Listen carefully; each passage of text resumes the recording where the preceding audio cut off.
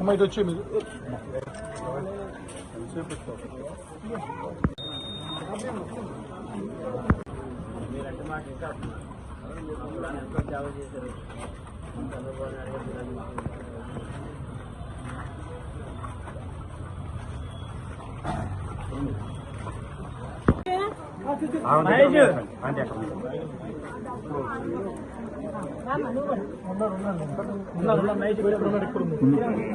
ముందురా ముందురా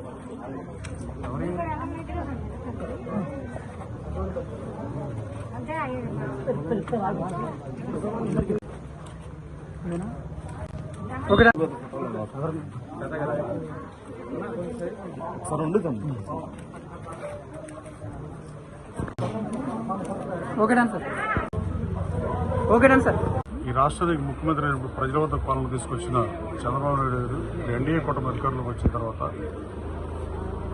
4గోసారి ముఖ్యమంత్రి అయినా ఆయన చూడని పదవి కానీ ఆయన చేయని పదవి కానీ కాకపోయినప్పటికీ ఆంధ్రప్రదేశ్ రాష్ట్రం ఉన్న ఇబ్బందుల్లో ఈ రాష్ట్ర ప్రజలు చంద్రబాబు నాయుడు గారు ముఖ్యమంత్రి అవడం చారిత్రాత్మక అవసరంగా భావించి ఎన్డీఏ కూటమిని అభూతన భవిష్యత్తు రీతి అధికారంలో తీసుకొచ్చిన విషయం మీ అందరికీ తెలిసింది. దానికి తగ్గట్టుగా సుపరిపాలనకి శ్రీకారం చుట్టి గత ప్రభుత్వం పెన్షన్ని వాలంటీర్లతో ఎక్కిస్తే 1వ తారీఖు రేపు ఆదివారం వస్తే 30వ తారీఖే పెన్షన్ ఇవ్వమని ఎన్డీఏ ప్రభుత్వం ముఖ్యమంత్రి గారు ఆదేశించిన పరిస్థితి.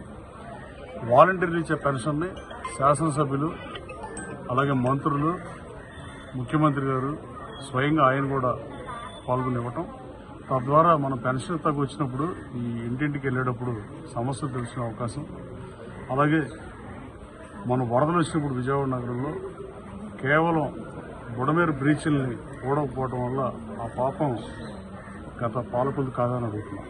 వాళ్ళ బ్రీచ్ కాంట్రాక్ట్ ఇచ్చిన దాన్ని రద్దు చేయడం వల్ల విజయవాడ నగరం ముంపు గురైన పరిస్థితి.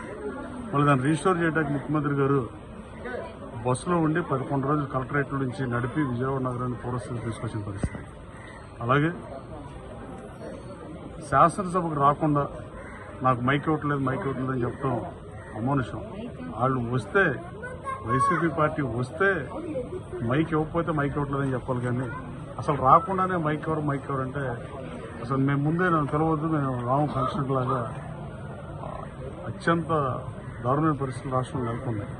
ఇప్పుడు వైసీపీ శాసనసభ్యులు కొంతమంది ఎన్నికైన కొత్తగా ఎన్నికైన శాసనసభ్యులు 4-5 ఉంటున్నారు. అసలు శాసనసభను చూస్తారో లేదో డౌట్. ఫస్ట్ రోజు వచ్చారు, ప్రమాణ స్వీకారం చేశారు, వెళ్ళిపోయారు.